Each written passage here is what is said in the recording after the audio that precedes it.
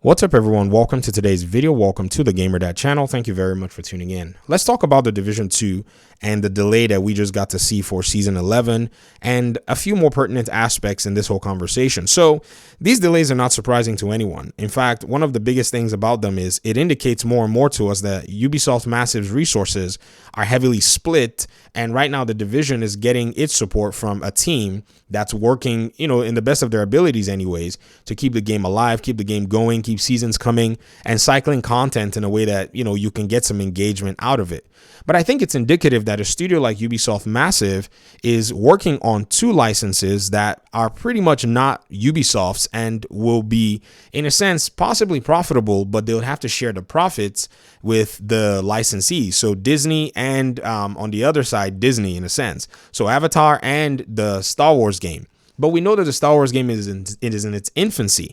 There's no way that game really has anything, in my opinion, more than like, say, a prototype already working and they're already just building from it. Or maybe they're still in the ground phases of writing the game and creating, a storyboard and a gameplay design overall for this game. So the game, in my opinion, is more of an, in its infancy stage than anything else, probably needing another 3 years to be fleshed out and completed. Now, seeing that that's the case, the Avatar game is the game that's going to drop in, say, maybe the next few months. If you are hypothesizing, just, walk with me through this possible timeline. Now, when this Avatar game drops, I think maybe a Division Heartland game is going to come in somewhere after that, possibly to make sure that the Avatar game gets its shine. Now, when all this is said and done, you're probably going to have a 24-month window before you even see this Star Wars game. In that 24-month window, I refuse to believe that Massive is going to be exclusively just working on that Star Wars game. Some people think that it's possible that after the Avatar game, they'll go back to a Division development. I argue against that it's actually highly likely that the development of a Division game was already in the works right after the Division 2 came out. Well, why am I saying this, or where am I getting this information from? I'm getting it from the past pattern that we got to see with Ubisoft Massive. After the Division 1 was developed, just shortly after, they had a team that jumped on the Division 2 development. They didn't waste any time. In fact, the moment that they saw that the Division 1 was their fastest selling game, they looked and said, yo, we are the kings of sequels in Ubisoft. We better make a second one. And they jumped on it immediately.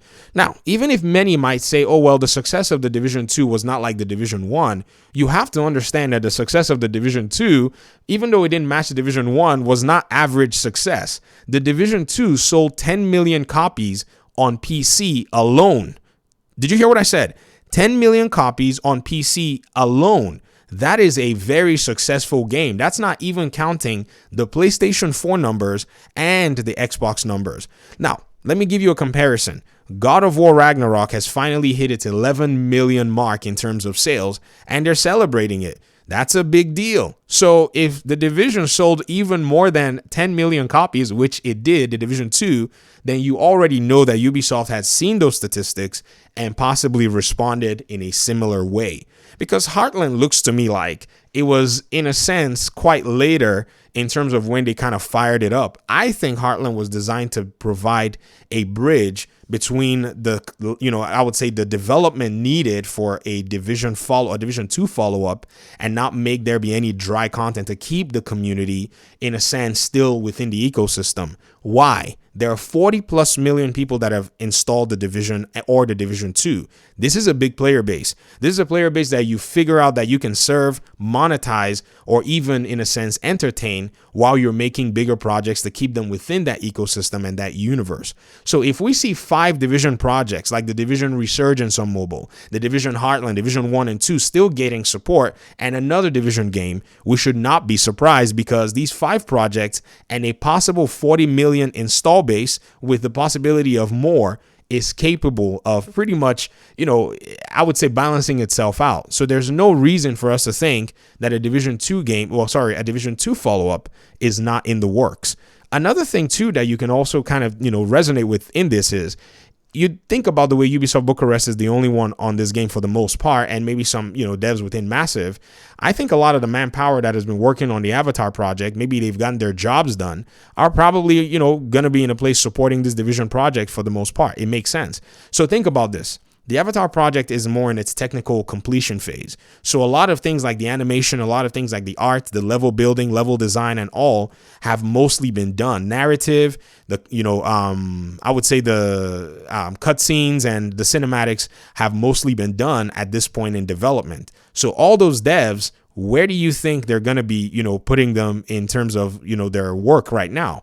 Most of them are going to be moving to the Star Wars project because that they're going to need them there for character development, model development, and so on and so forth, animation and all that. And then some of them are going to be in some other project that is being worked on, which I strongly believe that Yannick is in charge of. I saw somebody say that they don't think Yannick could be a creative director in that studio. And I laughed and I said, man, you seem to underestimate a lot of the, different things in place that and the way Ubisoft Massive works, because no one would have ever thought that Julian Garrity would be the creative director for The Division 2. He was literally sitting in State of the Games and talking a little bit about The Division 1 here and there. And then all of a sudden you figure out like, oh my gosh, he's actually in charge of The Division 2.